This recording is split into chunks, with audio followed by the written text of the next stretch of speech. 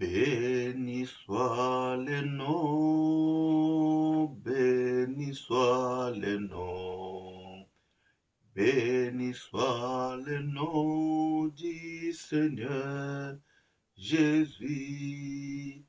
Jésus est le même, oui, toujours le même. Béni soit le nom du Seigneur. Adorons le nom, adorons le nom, adorons le nom, adorons le nom du Seigneur Jésus. Jésus est le même, oui, toujours le même. Adorons le nom du Seigneur. Exaltons le nom, exaltons le nom, exaltons le nom, exaltons le nom du Seigneur Jésus. Jésus est le même, oui, toujours le même. Exaltons le nom du Seigneur. Éternel des armées, le Créateur, Père Céleste, je te bénis, je te rends gloire. Père, je recommande ce moment entre tes saintes mains. Conduis, dirige-nous par ton esprit. Éloigne de nous tout ce qui ne te glorifie pas. Bénis mon frère, bénis ma sœur. Que ton nom soit loué par le nom puissant de Jésus-Christ. Gloire à l'agneau, gloire à Jésus-Christ, gloire, gloire, gloire, gloire. Mes frères et sœurs dans le Seigneur, shalom, que le Seigneur vous bénisse. Je me présente encore aujourd'hui devant vous pour parler de la part du Seigneur, moi, votre bien-aimé, Nzemampe Ewan, Israël de l'éternité, les sceaux du cœur, les sceaux de l'éternel, les réserves de Jésus-Christ. Je voulais partager avec vous la pensée du Seigneur dans le livre de Genèse, chapitre 22, les versets 2 à 6.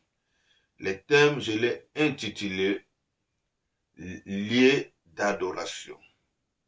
Donc nous allons voir, nous allons lire les Écritures et parler, partager avec vous ce qui se cache derrière ce passage et ce que Dieu va nous révéler ensemble. Que le Seigneur vous bénisse. Je lis au nom de Jésus-Christ. Genèse chapitre 22, les versets 2 à 6. Je lis au nom de Jésus. Dieu dit, prends ton fils, ton unique, celui que tu aimes. Isaac, va-t'en au pays de Moria, et là offre-le en holocauste sur l'une des montagnes que je te dirai.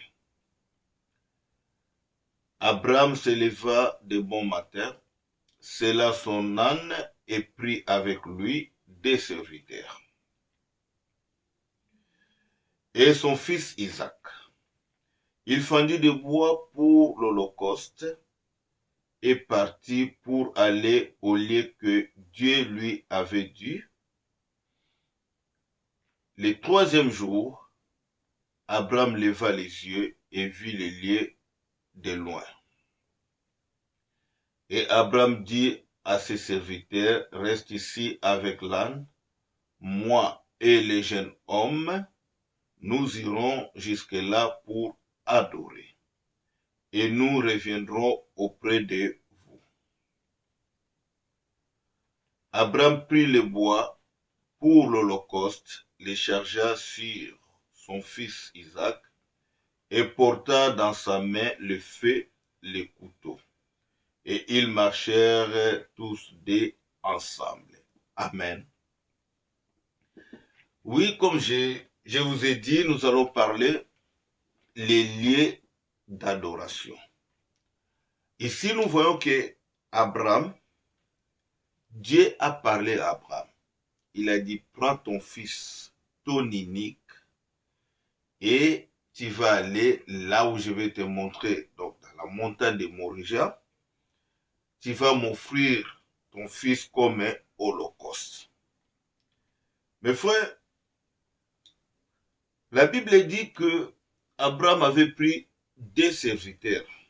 Il a pris le bois, l'âne, et ils ont commencé à marcher avec Isaac, son fils. Mais ici, la parole nous dit que prends ton fils, ton unique.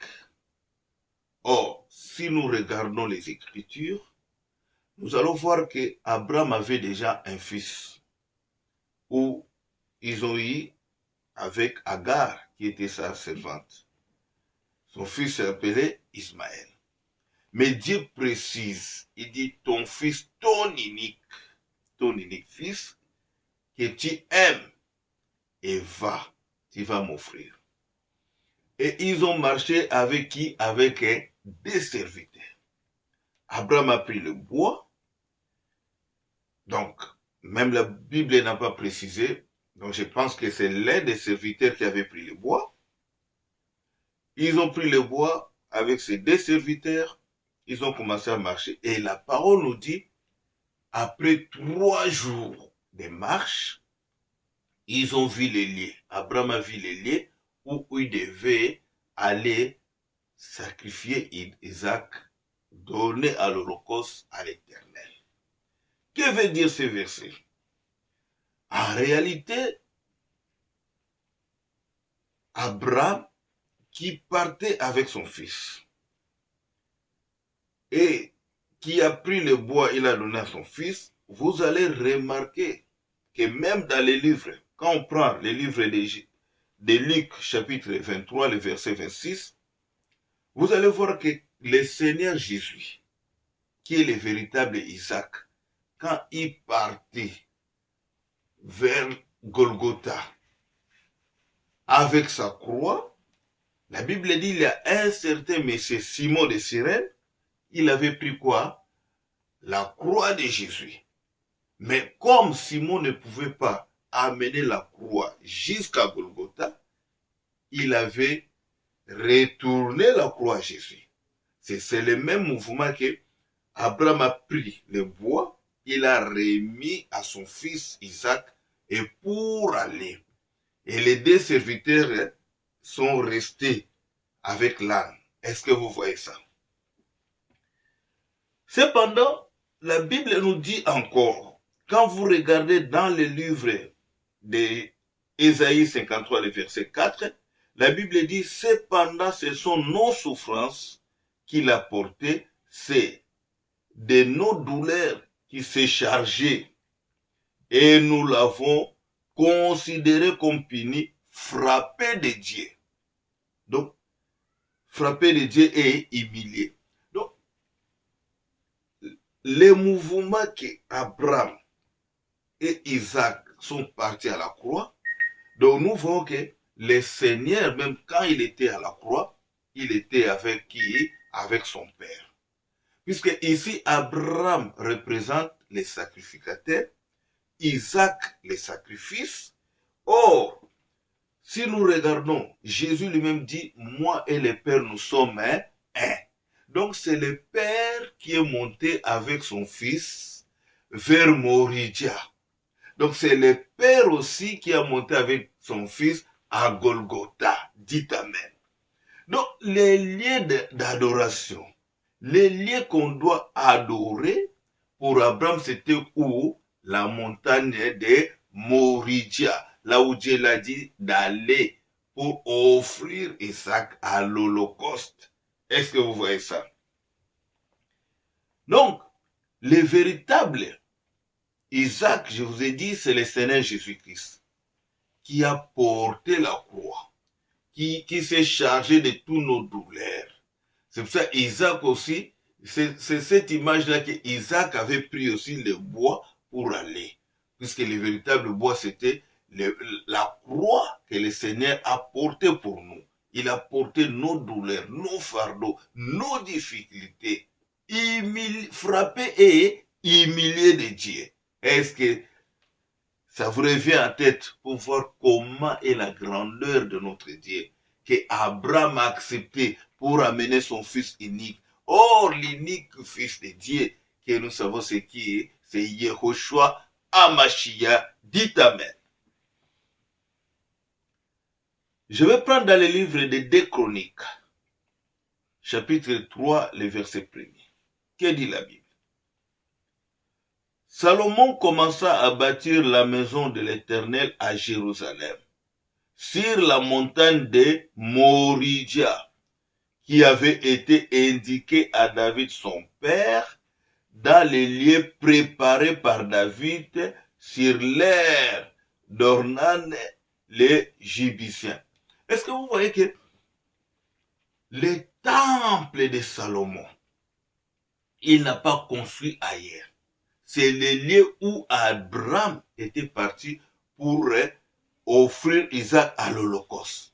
C'est là où lui, David, a indiqué à son fils pour construire le temple de l'Éternel. Pourquoi? Parce que le projet était de David. Mais Dieu lui a dit, tu as le sang, tu ne pouvais pas me bâtir une maison. Donc il a laissé ça qui à Salomon. Le projet ou la révélation, c'était à qui? À Abraham, qui devait sacrifier qui? Isaac.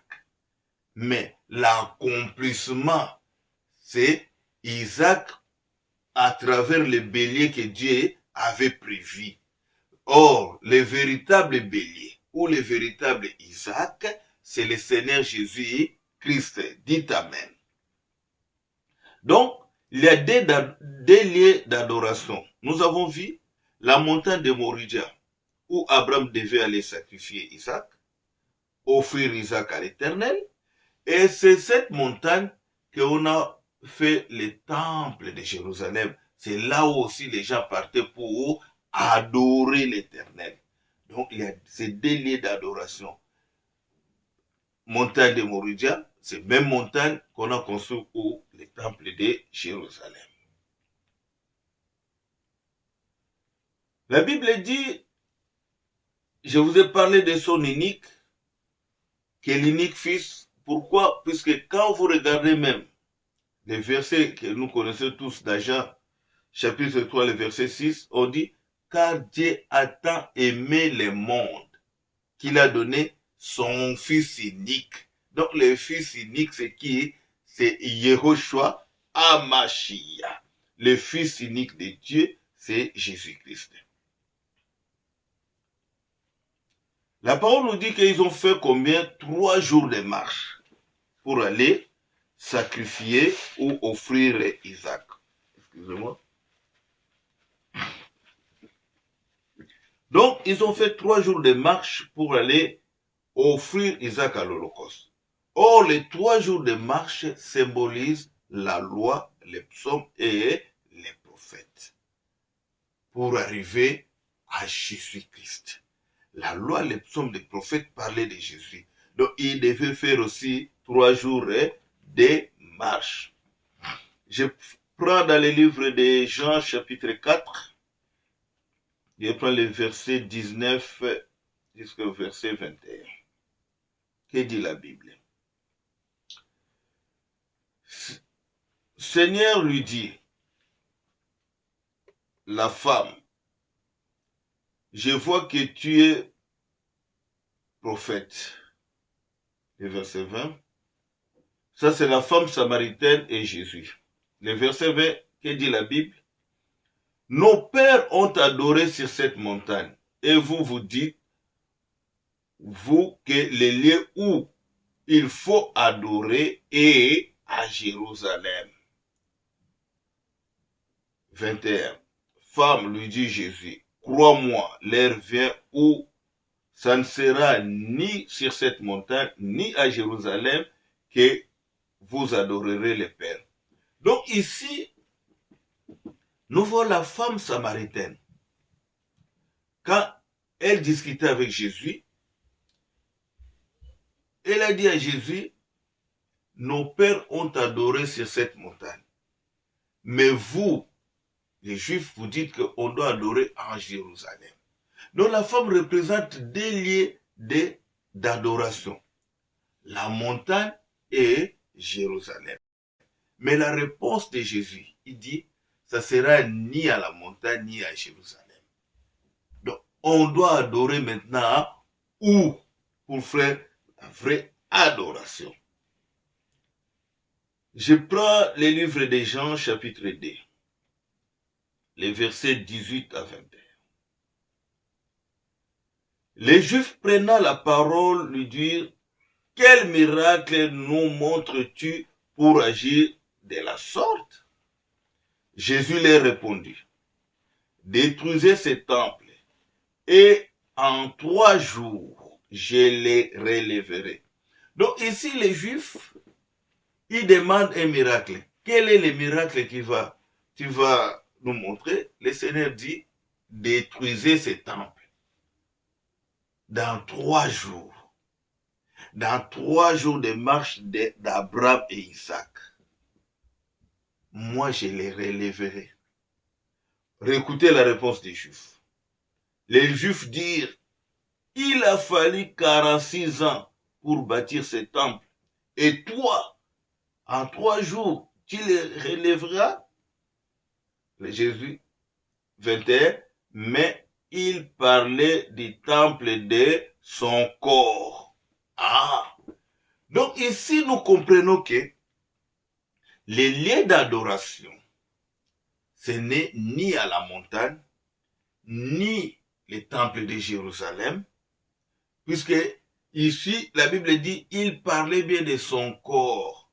Donc les lieux d'adoration, c'est où? C'est le corps de Jésus. Parce que le véritable temple, c'est qui est? C'est le Seigneur Jésus-Christ. Dites Amen. C'est le Seigneur qui est notre temple aujourd'hui. Mais nous allons voir que comment adorer et qui peut adorer Dieu. Amen. Donc le véritable temple, pardon, c'est le Seigneur Jésus. Le véritable, la montagne de Moria qui était pour Abraham. Le véritable temple était le temple de Salomon qui était pour les Juifs. Mais pour nous, le véritable, c'est Golgotha. Dites Amen. Puisque c'est à Golgotha que nous devons adorer. L'adoration veut dire hommage rituel rendu à la divinité. C'est prosterner devant quelqu'un ou devant l'Éternel. C'est ça l'adoration. On peut adorer Dieu, hommage, se prosterner, reconnaître sa grandeur, qu'il est ton créateur, ton bouclier, ta force, ton bonheur, même avec tes biens. C'est ça l'adoration. Reconnaître d'abord la grandeur de Dieu, que c'est lui qui t'a créé. Reconnaître qu'il est ton bouclier, il est ta force, il est ta vie, il est ton bonheur. Et tu peux même adorer Dieu avec tes biens. De quelle façon? Quelqu'un que Dieu a béni grandement, où il voit les frères, ils n'ont pas un endroit pour aller prier, il peut acheter une salle. Il peut construire une maison, offrir ça à Dieu. Ça, c'est adorer aussi Dieu avec tes biens. Comme David l'avait promis à Dieu que je vais te faire une maison. Dites Amen. Je prends Matthieu, chapitre 2, le verset 11. Ils entrèrent dans la maison, virent les petits enfants avec Marie sa mère, se prosternèrent et l'adorèrent. Ils ouvrirent ensuite leur trésor et ils lui offrirent en présence de l'or, de l'encens et de la myrrhe. Donc ici nous voyons c'était des mages. Quand ils sont partis voir Jésus, l'enfant Jésus, la Bible dit ils se sont prosternés devant lui. Ils ont commencé à adorer Dieu. De prononcer des paroles pour montrer la grandeur de Dieu. Et ils ont donné aussi de l'or, de l'encens et la myrrhe pour adorer l'Éternel. Toutes ces 3 choses, l'or, l'encens et la myrrhe, a une signification. Mais on pourra parler ça un autre jour. Mais je peux vous dire tout simplement que l'or présente la divinité de Dieu. L'encens, tout ça, on faisait ça et la myrrhe pour embaumer les cadavres aussi. Et c'était pour traiter les choses. C'est pour montrer que cet enfant, on va l'enterrer, mais il va revenir à la vie puisqu'il avait la divinité de Dieu. Quelqu'un peut dire Amen. Mais on parlera de ça un jour. Or, la louange, la différence entre l'adoration et la louange, c'est remercier Dieu de ce que Dieu a fait en toi. Les bienfaits de Dieu, tu lui remercies. Là, tu commences à louer Dieu. On peut voir l'exemple de Léa. Léa, quand il était enceinte, la Bible dit, il devait enceinte et enfantant un fils, et elle dit cette fois-ci, je louerai l'Éternel. C'est pourquoi elle lui donna le nom de Juda. Juda, c'est les lions, c'est aussi la louange. Parce que sa mère a dit, cette fois-ci, je louerai l'Éternel. C'est dans Genèse, chapitre 29, le verset 35. Donc, la louange, c'est reconnaître les bienfaits, ce que Dieu t'a fait. Tu commences à louer Dieu. Oh, l'adoration, tu te prosternes. Tu commences à élever Dieu. Dire sa grandeur. Tu es le créateur. Tu es Jéhovah Jireh, le pouvoir de tous nos besoins. C'est toi, Jéhovah Rapha, qui guérit. Tu es El Elyon, très haut. Tu es mon berger. Tu es mon bouclier. Ça, c'est adorer Dieu. Quelqu'un peut dire Amen. Mais qui peut adorer Dieu? Je peux prendre d'abord dans le livre d'un Corinthien, voir ce que Paul dit. 1 Corinthiens chapitre 6, le verset 19 à 20. Paul dit ceci. Ne savez-vous pas que votre corps est le temple du Saint-Esprit qui est en vous et que vous avez reçu de Dieu et que vous ne vous appartenez point à vous-même. Votre corps est le temple de Dieu, le temple de Jérusalem, que les gens partaient pour adorer. Notre corps aussi est le temple, puisque l'Esprit de Dieu est en nous. Dites Amen. Donc toi aussi, tu es le temple de Dieu. Mais qui peut adorer maintenant? Je prends Luc, chapitre 6, le verset 45. Que dit dans le livre de Luc? Luc, chapitre 6, le verset 45. L'homme bon tire de bonnes choses, du bon trésor de son cœur. Les méchants tirent de mauvaises choses de son mauvais trésor, car c'est l'abondance du cœur que la bouche parle. C'est l'abondance du cœur que la bouche parle. Or, quand tu adores Dieu, ça doit sortir de toi-même, dans ton cœur. Le Seigneur dit, l'homme bon tire de bonnes choses dans son trésor. Les méchants tirent de mauvaises choses. C'est l'abondance du cœur. Si vous allez, même Jacques dit, la même bouche ne peut pas sortir l'eau amère et l'eau douce. Est-ce que vous voyez ça? Donc ton cœur, puisque tu es le temple du Saint-Esprit, pour adorer Dieu, tu dois être propre devant l'Éternel. Puisque lui, moi je dis même pas 3 fois saint, c'est la source de toute sainteté. Et toi, quand tu t'approches à Dieu, tu devais aussi être comme un saint. Dites Amen. Mais à des fois, les chrétiens confondent. Vous voyez les chrétiens en train de citer un verset de Joël, où les gens disent, je répandrai mon esprit. Dieu vous avait dit, je répandrai mon esprit sur toute chair. Attends, je vais lire pour le respect de la parole. Après cela, je répandrai mon esprit sur toute chair. Vos fils et vos filles prophétiseront. Vos vieillards auront des songes et vos jeunes gens des visions. Ces versets est mal interprété. Vous voyez les chrétiens, je répandrai mon esprit, Seigneur, répand. Mais toute chair, même les animaux, c'est aussi une chair.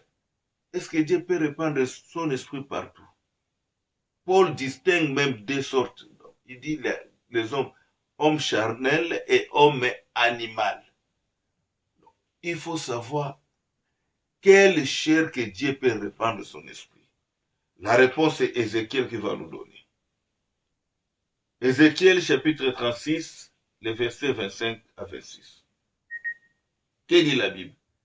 Je répandrai sur vous une eau pure et vous serez purifiés.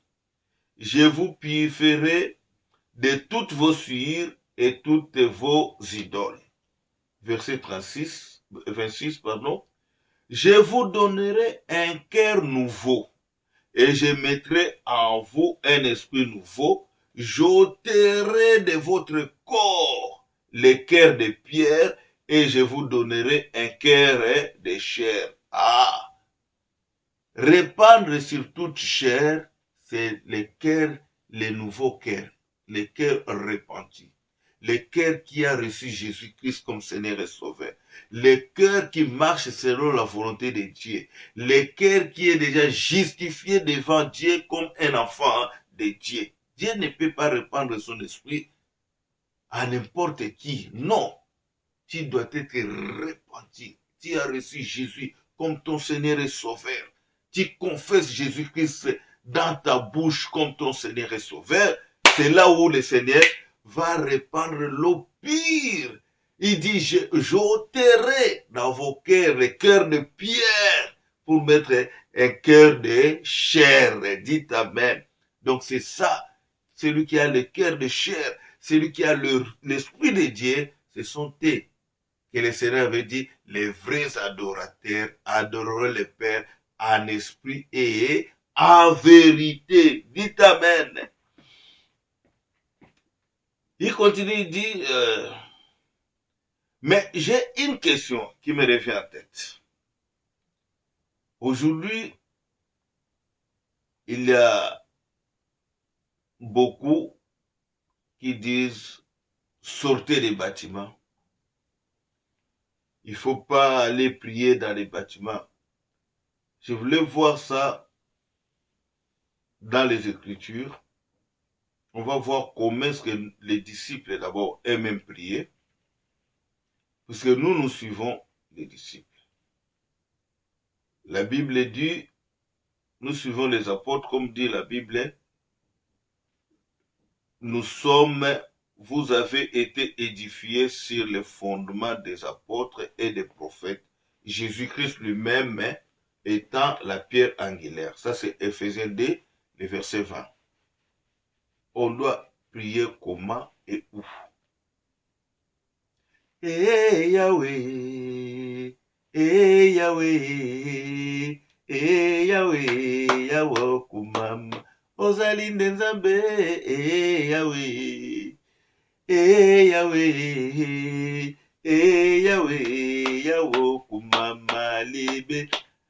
Nkolo Yesu Yahweh Yahweh kumama mokolo ya lelo Yahweh Yahweh Yahweh Yahweh kumama soki nakonetola yo te ezali lisumu po te bolingo na yo ebatelinga kino lelo mingi tobotama na bango basila kolimwa kasi bolingo na yo yango kumama obatelinga Yahweh Yahweh Yahweh Yahweh kumama ni yo kei wapi ozali ko wapi Yesu nkolo parapluie ya bomoi na ngai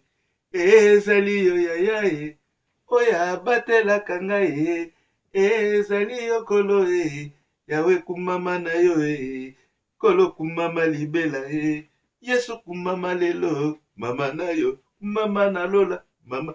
Oh, que le Seigneur soit loué, qui bénit notre maman Micheline et Chabani qui nous a chanté ça. Où priaient les apôtres? Les apôtres partaient où? La Bible dit nous sommes édifiés par le fondement des apôtres et des prophètes. Mais où priaient les apôtres? Sortez dans les bâtiments. On va lire. Actes des apôtres, le chapitre 5, le verset 42. Que dit la Bible? Les apôtres se retirèrent devant les Saïdrins, joyeux d'avoir été jugés dignes de subir des outrages pour le nom de Jésus. 42. Et chaque jour, dans les temples et dans les maisons, il ne cessait d'enseigner et d'annoncer la bonne nouvelle de Jésus-Christ. Ici, nous voyons clairement que les apôtres partaient même dans les temples.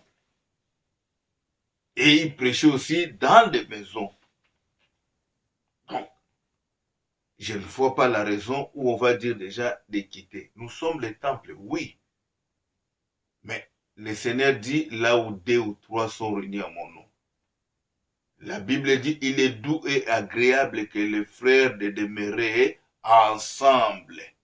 Donc ce n'est pas mauvais. Ça c'est un faux débat. L'enseignement là ne tient pas debout. Donc continuez si vous allez dans des temples, dans les églises locales.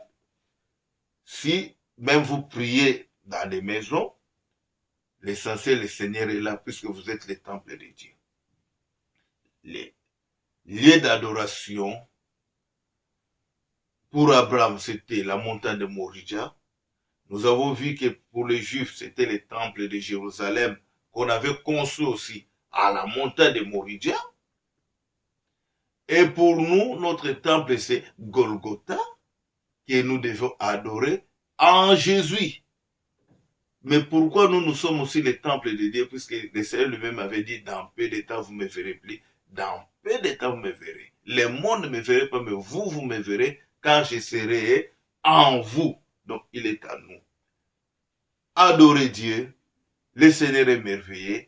Si vous adorez l'Éternel, le Seigneur, puisque au ciel, la Bible dit, on ira là-bas, c'est pour adorer Dieu. Les anges sont là-bas en train d'adorer Dieu, de crier Saint, Saint, Saint, Saint.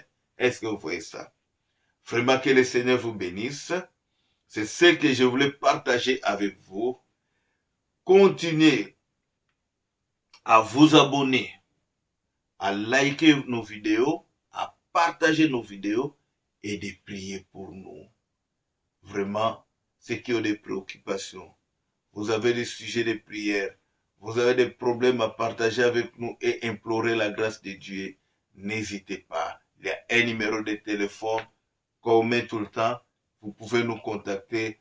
Nous allons nous associer par la grâce de Jésus-Christ et le Seigneur va agir. Que le Seigneur vous bénisse. Au nom de Jésus.